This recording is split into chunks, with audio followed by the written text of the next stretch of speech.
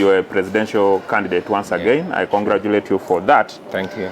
But an immediate question that comes to mind to many of us Ugandans, when we see people like you participating in this political field, we ask ourselves, why would you participate in this exercise? Yes. Thank you very much. I understand that is a question that all of us had been grappling with. But there was an even bigger question before that question arose, was why then get involved in politics?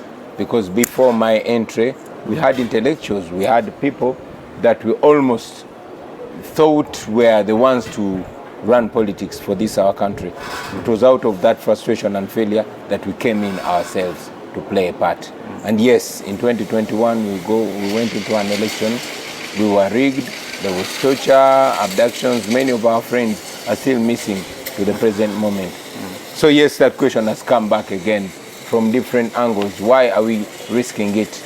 We are risking it because not risking it means resigning, means giving up, and that is much more worse.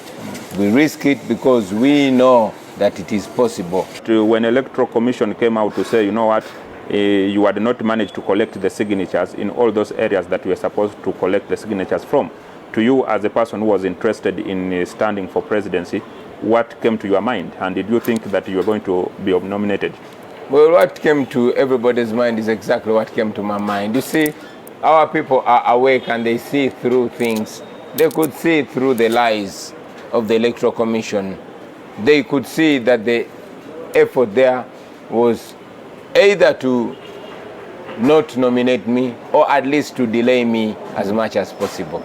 But ultimately, the people of Uganda always speak their mind in different ways. What is it that you think that you, the political players, and Ugandans in general need to do differently? There shouldn't be political players. Every Ugandan should be a political player. Every Ugandan, just like we've been encouraging every Ugandan to be a journalist, every Ugandan should be a political player because the politics of Uganda affect them equally. So once we take the matters of the politics of our country from the politicians, the usual politicians that we know, the so-called opposition, that is what will change things and turn them around. Yesterday we saw much as they tried to block some of your supporters because of the guidelines that had been issued by the Electoral Commission, but still at least you managed to make it to the venue that you had designated for your post-nomination rally. Do you envisage that continuing all through the campaign period? I cannot determine how they are going to behave. I can only determine how we are going to behave. We are going to behave in a very disciplined manner, like we've always done. We're going to be non-violent, we're going to be peaceful, we're going to do the right thing on our side. Because how we behave defines us. How they behave defines them. What kind of performance do you expect to put up this time around? We know last election, going by what was declared, and at least you acknowledge that in Uganda here, in Busoga, you put up really a spirited fight and you won something from those areas. But if we're talking of Karamoja, Ankole, parts of northern Uganda, that was not the case. I disagree with the narrative that you bring that we only performed well here in Buganda and in Busoga. That is not true. That is a narrative of the media. It's completely false. It is traded by the regime to present us as only regional party. I'll tell you first and foremost that the problems that affect the Buganda region affect all other regions. And you are aware as a journalist that during elections, places in Western Uganda, many districts were not allowed to vote for a president because General Museveni wanted to claim 100%. And indeed, many times when we talk to them, they complain. Then that begs for the question as to what you are going to do to change the course of events. Because if you already know in mind that Ankole or some areas, people will not be allowed to vote, then it means we expect the same outcome or even worse. We want to surmount it. We want to surmount it. The question should not be what do you plan to do. The question should be what are you doing or what have you been doing. Now, what we've been doing, we've been mobilizing the people of Uganda and we continue to do so. First, to get involved in this that we call the protest vote. Kanonye, Kalonde, Kakume, Kabanje, look for the vote. Vote the vote, or make sure people turn up in massive numbers to vote that vote. Stay there and protect that vote, and then demand for the declaration of the right thing. We are mobilizing the people of Uganda to protest legally, constitutionally, and non-violently. What is it that you stand for? What do you want to bring forward? Because you see, today, if we are talking about President Museveni, how good or bad he is, people will bring statistics. If you are talking of poverty levels, I was checking with the World Bank, they talk of about, today, the people who are living below the poverty line are about 16%. If you are talking about literacy level, they will tell you that 80% of our population are today literate. And even the World Bank, IMF, they acknowledge that the economy was revived, and today we stand at almost 202 trillion shillings. So somebody will ask, what is it that those who call for change actually are seeking to do that is different from what President Museveni has done? First of all, most of what the Museveni regime presents as statistics are lies. It is a fake. And this is typical of most dictators. They ensure that they align their numbers with international agencies so they can boast on that, so they can boast of the economy improving.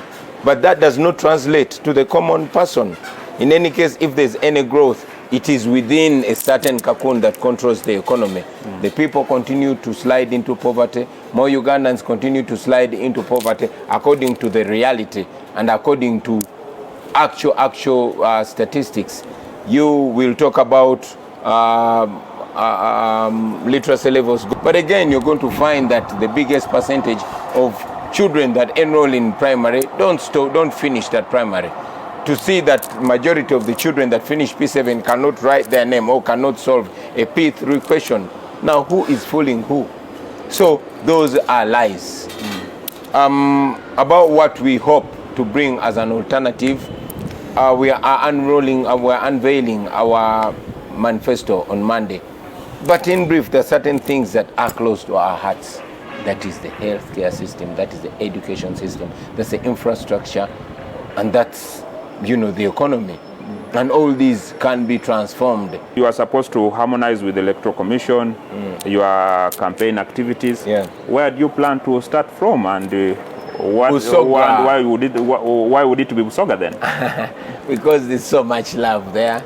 I feel so much at home in Busoga, and it is the most affected place in Uganda. It is one of the richest, in fact the richest,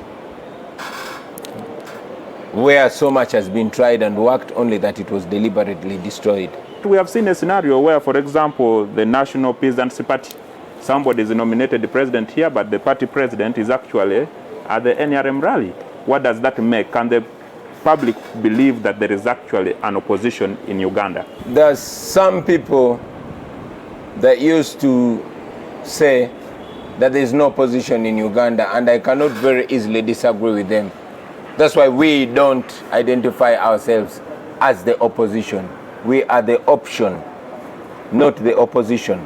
Because we have a lot of, for lack of a better word, fake opposition, just to woodwink the international community that, oh, we're having an election, we're having multi-party politics in Uganda. No wonder they blocked out all independent candidates to make it look like, okay, now these are political parties vying for the presidency. And that is a lie, because you and I know that there are many parties that are brought up by General Museveni to put up a facade of a competition. And ultimately, many of them will go to General Museveni and say, oh, you defeated us. Some of them are already going there. And I'm very glad that Norbert Mao, Museveni's minister for Justice and Constitutional Affairs, came out and said, yeah, this is a deal that they're having, and there are certain numbers of parties that are in that deal. Of course, you see everybody scrambling to put up a political party and go on the eating table. This is not a contest between political parties. This is a contest between the people of Uganda that want freedom and General Museveni and those that he uses to enslave the people of Uganda. And among the people he uses, there are those that pose as opposition. Yeah. But then don't they achieve their objective if that is the case of leaving the electorate confused, whereby everybody will come and say, no, of course they have always been achieving it for all the years. They have always been achieving it, confusing the people, and that's why we're trying to unconfuse the people. We're trying to paint a clear picture so that people can see through the fakeness, through the facade, through the lies, and I'm sure they will. Okay. Yeah. I thank you very much for giving us this opportunity to speak to you and to hear from you. Thank you. Wish me luck. I wish you luck. All right. Yeah. Katamba, pick it up from